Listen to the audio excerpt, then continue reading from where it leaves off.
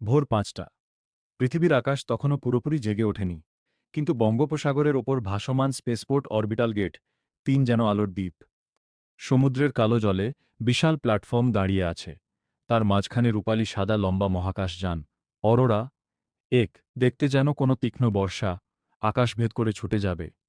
হালকা কুয়াশার ভেতর দিয়ে আলো পড়ছে জাহাজের গায়ে, গায়ে লেখা হিউম্যান ডিপ স্পেস ইনিশিয়েটিভ। প্ল্যাটফর্মের এক পাশে কাঁচঘেরা পর্যবেক্ষণ কক্ষ, ভেতরে সাংবাদিক, বিজ্ঞানী, পরিবার, সবার চোখ এক জায়গায়। অন্য পাশে দাঁড়িয়ে আছে ৫ জন মানুষ। ক্যাপ্টেন অয়ন সেন কিছুটা দূরে দাঁড়িয়ে সমুদ্রের দিকে তাকিয়েছিল। হাওয়া লবণাক্ত, সমুদ্রের গন্ধ কেমন যেন কাঁচা, জীবন্ত। তার পাশে এসে দাঁড়াল তৃষা।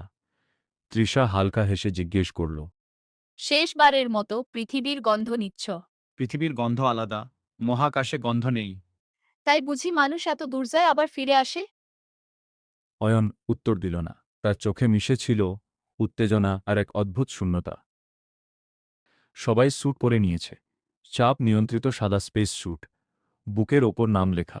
ইরা নিজের গ্লাভস টাইট করতে করতে বলল, আমি ছোটবেলায় আকাশ দেখে ভাবতাম ওখানে গেলে কেমন লাগবে। এখন মনে হচ্ছে বুক কাঁপছে।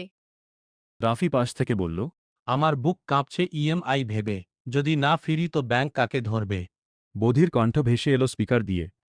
হাস্যরস মানুষের চাপ কমাতে সহায়ক। রাফি, আপনি কার্যকর।